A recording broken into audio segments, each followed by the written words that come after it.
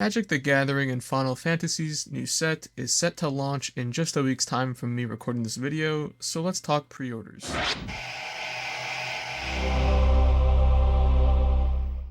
Whether you're relatively new to Magic the Gathering or a returning player, each pre-order bundle suits players differently. Magic releases 3 pre-order bundles just before each new set is released. Just to quickly review for those of you who don't already know, before I break it down in more detail, there is a pack bundle available for $49.99 USD, which includes 50 packs, a play bundle available for $24.99 USD, that includes draft tokens and play-in points, and the pass bundle. For $14.99 USD, it includes the Final Fantasy Mastery Pass. In more detail, the pack bundle includes 50 Final Fantasy booster packs, 5 golden packs. Golden packs contain 6 cards in them, all of which are rare and mythic cards from standard legal sets. As of June 10th, the sets will include Arceus Dragonstorm, Aether Drift, Magic the Gathering Foundations, Duskmourn House of Horror, Bloomborough, Outlaws of Thunder Junction, The Big Score, Murders at Karlov Manor, The Lost Caverns of Ixalan, Wilds of Eldarin, March of the Machine Aftermath, Phyrexia All Will Be One, The Brothers' War, and Dominaria United. It is also important to note that anything below Wilds of Eldarin will rotate out in August of this year.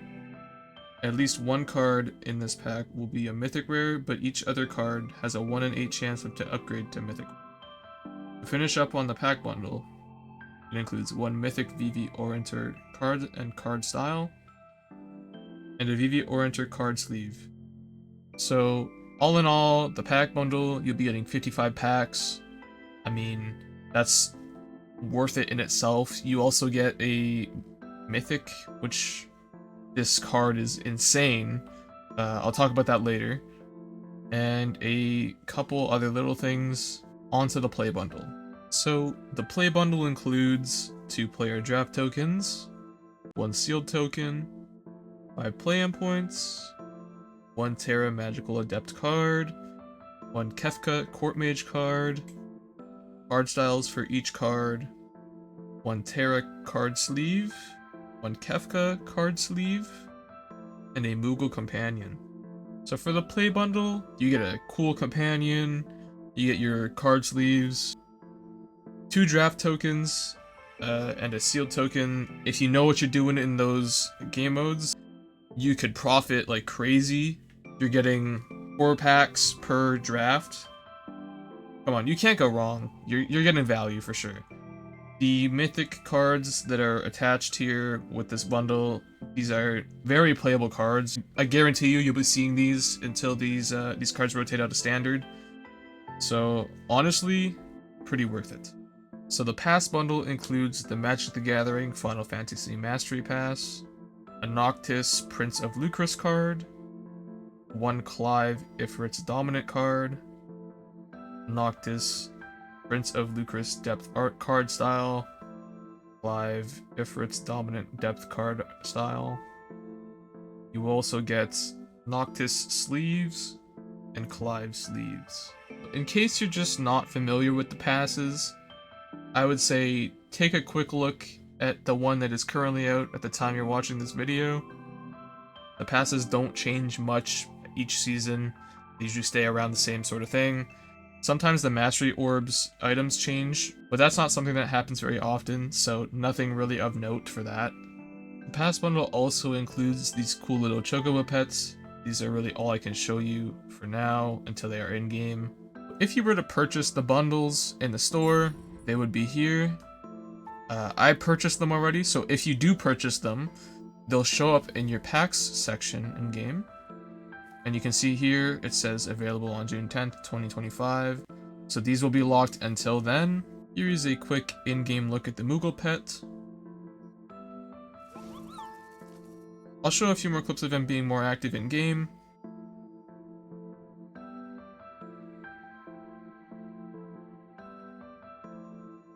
Here are looks at each of the card sleeves available in these bundles. Taking a closer look at the cards included in these bundles, first we have VV Oriented.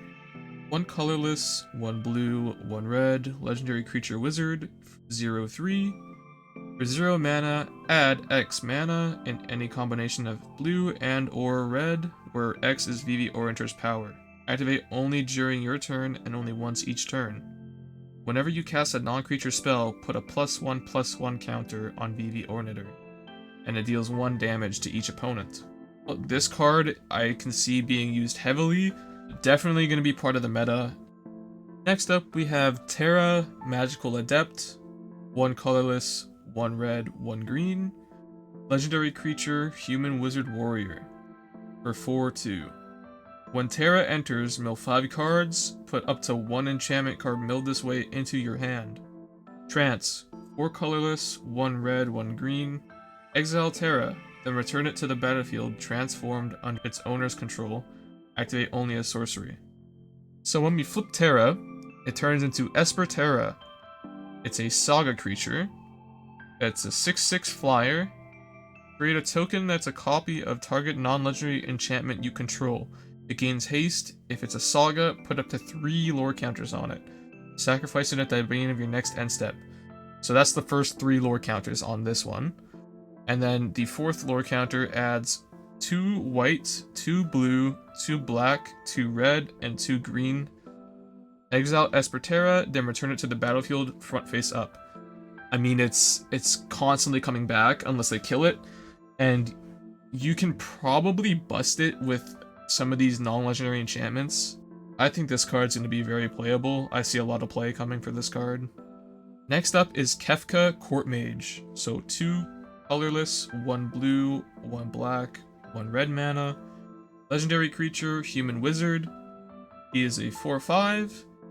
Whenever Kefka enters or attacks, each player discards a card. Then you draw a card for each card type among cards discarded this way. For 8 colorless, each opponent sacrifices a permanent of their choice. Transform Kefka, activate only as a sorcery. So we transform him, and he turns into Kefka, Ruler of Ruin. Legendary creature, Avatar Wizard, 5/7. He's a flyer. Whenever an opponent loses life, during your turn, you draw that many cards.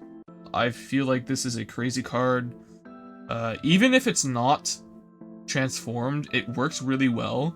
I'm looking forward to seeing some brews with this card. We have Noctis, Prince of Lucas, if I pronounce that correctly. He is a 1 colorless, 1 white, blue, and black legendary creature, human noble. For 3, he has lifelink. You may cast artifact spells from your graveyard by paying 3 life in addition to paying their other costs. If you cast a spell this way, that artifact enters with a finality counter on it. Not too sure how he's going to fit in with this meta. Obviously, we're looking at the artifact route with the Simulacrum synthesizers. This could bust it, honestly. You know, people removing the synthesizers and you can just bring them back. Not a bad card overall. Pretty cheap. Only 4 mana for him. He's also got lifelink. Next up is Clive, Ifrit's Dominant.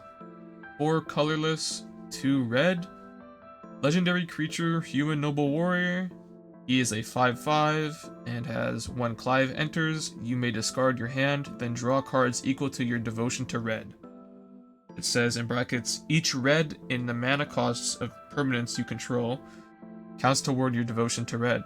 So for the same cost you cast Clive, for 4 colorless, 2 reds, you tap him, exile Clive, then return it to the battlefield transformed under its owner's control. Activate only as sorcery.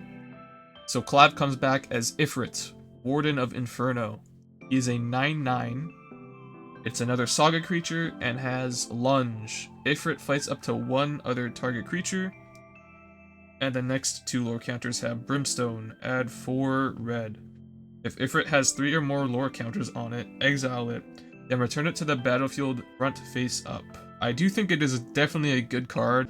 6 for 5/5, and you can transform him into a 9/9, and he comes back if they don't kill him. I think all 5 of these cards included in these bundles are pretty decent. Vivi Orniter is definitely going to be a strong card, as well as Terra in my opinion. I'm not too sure how we're gonna see play with Kefka, Noctis, and Clive yet, but I'm sure they'll find a way into the meta.